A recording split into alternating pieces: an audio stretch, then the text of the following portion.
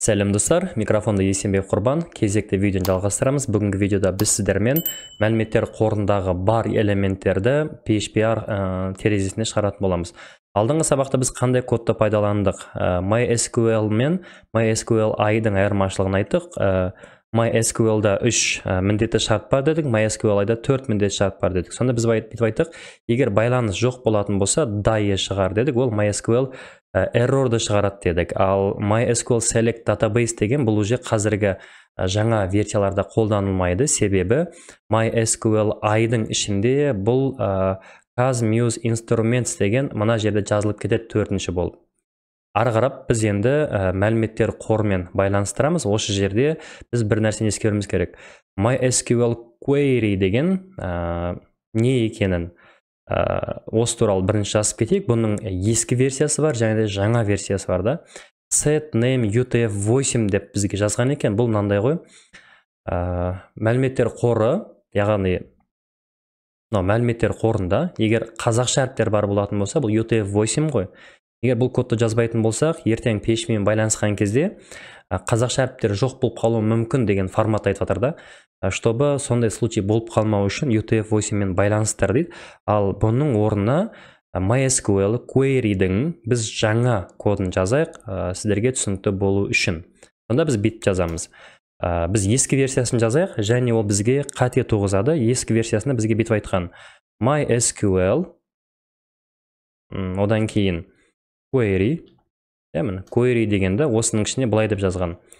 Set name UTF-8 өтір, одан кейін менде собачка con деген, бұл енді байланыстың аты ғой. Бұл бізге жаңа не деп айтты? UTF-8 қолдану, UTF-8 қолдану. Бірақ бұл ескі версиясы. Ctrl-S қазір тексереміз. Сақтадым. Мұнда барамда обновить етем. Уже мені маған бұл кодтың function MySQL Query бұл уже қате деп жатыр. Біз сіздерге осының жаңа нұсқасын ұсынамыз, что екеуі бірдей екенін біліңіздер. Демек, мынаны пока өшіреміз да, бұны комментарийге аламыз. Бұның жаңа нұсқасы былай жазылады. MySQL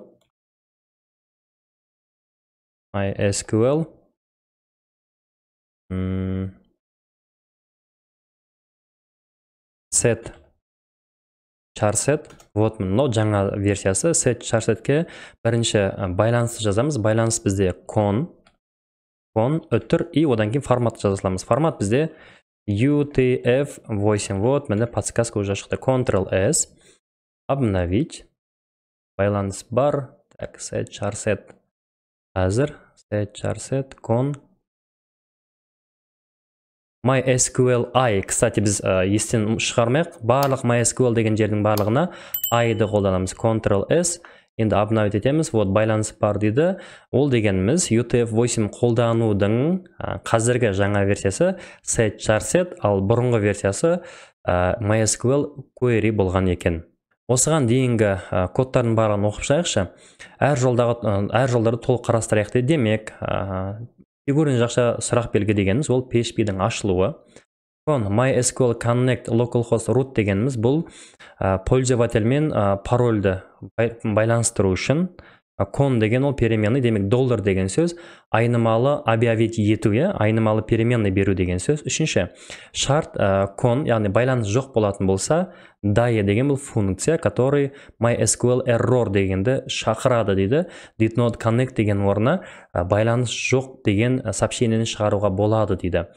Төртінші, MySQL Select Database, бұл уже қазір қолданылмайды, бірақ OBT-да келетін болса, Select DB деп келетін болса, бұл мәліметтер қорын таңдау деп айтамыз, бірақ ескеру керек, бұлар бұрынғы PHP-да болған.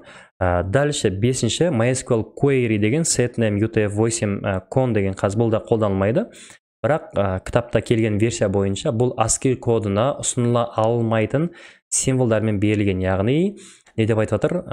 UTF-8 ғана болады деп жатыр. Қазір біз осы 5-ші бөлімге дейін барлығын өттік. Енді негізгі мәліметтер қорындағы кодтарды бірінші мұнда шығарып алайық, одан кейін ары қарап айта беретін боламыз. Енді маған керегі OBT-ның ішіндегі нәтиже деген таблицаның сол таблицаның ішіндегі мен ID мен есімді ғана шығаратынымды ескеруім керек. Ары қарап жалғастырамыз. Біз былай деп айтамыз. Хэш, то есть переменный береміз. Переменныйдың атын давайте SQL деп алайық. И оған нені экранға шығаруым керектігін айтайын. Мен бүйтіп айтамын select.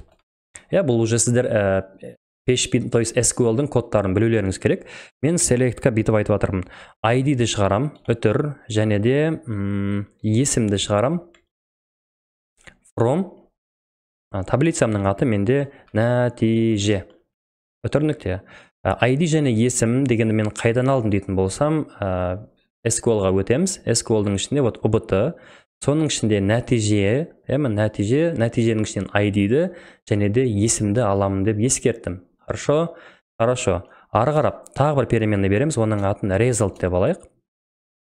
Result. Ол обязательно result болу шарт емес, но result деп ала берейік. Соның ішінде result тең деймді MySQLi query ді берем. MySQLi query. Осы queryға мен жазуым керек. Екі байланысты жазам. Екі байланыс деген менде SQL мен мына екі кон, екеуін байланыстырам. Кон, собачка, переменный кон, үтір, және переменный SQL. Болды. Яғни result менде дайын. Енді осыны while-ға жазам. While, былай деп айтамыз. Row деген менде row span, переменный row деп алу шарт емес, хотя бірақ кітапта row деп келген, қазір біткеннен кейін барлығын бірге талдайтын боламыз. Row, MySQLi fetch array. MySQLi fetch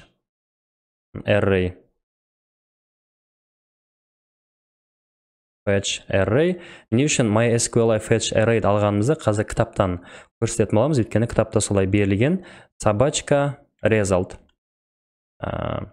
Соңына дейін барлық элементтерді экранға шығар дейді. Экранға шығару үшін біз қолданамыз echo'ны пайдаланамыз. Echo'ға бүйтіп айтайық. Қазірше тырнақшаға ID деп жазамын. Қосын деп бұл просто сообщение ғой. Нүкте собачка row-дың ішінен аламында мен тігі жақшаға ID-ді жазам. Мынау ID-ді жазып жатырмын да. Одан кейін нүкте қоямыз дедік. Жақша есім, двоеточие пробел, нүкте, переменный row, соның ішіндегі есімді шығарамын. Есім. И тағы бір нәрсе нүкте қоямда, чтобы астына түсіп кету үшін мен тырнақшаға HTML-дың өзінің кодын жазам. Ол бізде BR еді ғой. BR-да үтір нүкте, Ctrl-S. Осымен код бітеді. Ең соңында біз программаны аяқтаймыз. Яғни SQL-ды жабамыз. Қалай жабамыз? Біз MySQL дегенді пайдаламаймыз. Біз MySQLi-ді пайдаланамыз. Жазамыз. MySQLi, одан кейін close и жақшаға бізге сұрап отыр, нені жабасын дейді. Біз мынау con дегенді жабамыз. Собачка, $con, Ctrl-S. Қате бар болатын болса қазір бірге табатын боламыз. Ctrl-S и документ дегенді обновить етеміз. Мінеки есім, енді пока мынау байланыс бар дегеннен кейін бос орын қалдырып алайық бірінші. Ол біз мына жақтан жаза береміз ғой. Байланыс бар дегеннен кейін echo жазамында, оған бүйтіп айтамын, тырнақшаға. Жақшаны ашамында BR де берейін да. Үтір нүкте, Ctrl-S и обновить етеміз. Сол кезде мен ID 1 дегеннен кейін негізі пробел қою керек екен. Онда бүйтейік, есімнің алдынан үтір нүкте қойықта и пробел берейікті. Ctrl-S, обновить. Міне ID, есім қайрат. Тексереміз. Досканы екіге бөліп алайық. ID бірінші бізде. ID бірінші қайрат. Екіншісі Арай. Үшіншісі Қасымбек. Төртіншісі Даниял и так далее. Ең соңғысы менде Сұлтан екен. Қаласақ таңдау пән дегенді де шығарсақ болады екен. Таңдау, нижний пән. Давай енді қызық болсын, таңдау пән дегенді де шығарайық. Онда не деп айтамыз? Мынау ең басындағы selectке жазамыз. Үтір,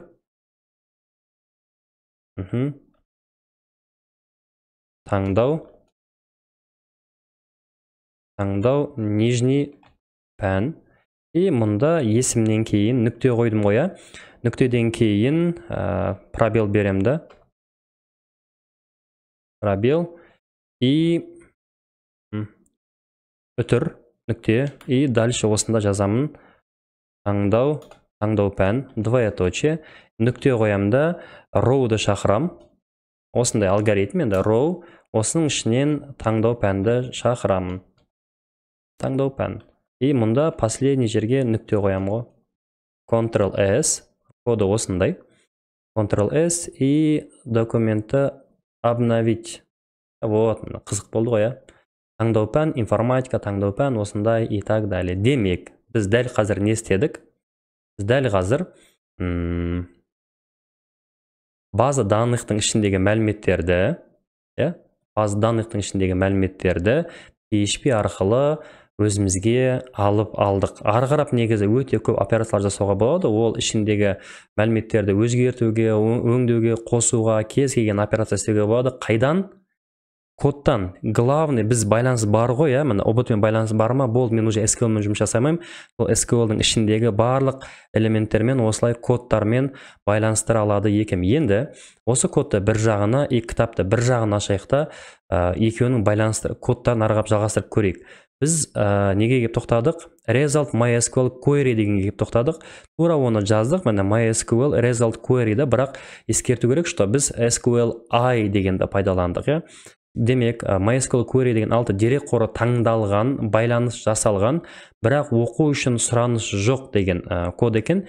Жетінші, while row MySQL fetch array мен, тура fetch array ма, MySQL'айдың fetch array'ын алдық. Бұл не дейді бізге?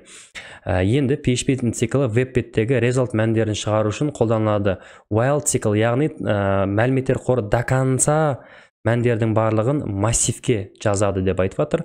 Ал 8-ші, әрбір команданы неге шығарады дейді? Echo'ға шығарады дейді. Вот echo, row, квадрат жақшаға, тырнақшаға нүкте қойған и так далее жазып кеткен. Бізде тура солай жасадық міне while'дың ішіне. Хотя бұдан да басқа оңай кодтар бар еді, бірақ мен именно ұбт-ның кітабында қалай келеді, солай жаздық. Ең соңында міне MySQL close емес екен, MySQLi close болады екен. И ең соңындағы сұрақ белгі тік жақша, фигурин жақша деген ол сценарийдің аяқталғаны дегенді білдіреді екен. Нәтижесінде вот localhost ашқан олар дұрыс па? И doctype деп міне тест 2-ның ішінен main.php дегенді ашқан. Ал біз нені аштық? Біз міне demo деген папканың ішінен документ деген ол тайтл ғой, енді мәнді аштық. Осылай біз сіздермен PHP және де веб-бетке деректер қорын байланыстырдық. Сіздермен бірге болған Есенбек Құрбан. Видеода түсінбеген сұрақтар болса комментарийге қалдырып көріңіздер, бірақ кодты қайта өздеріңіз жазып көріңіздер. Келесі видеоларда жүздескенше сау саламатта болыңыздар. Алхамдулилlah.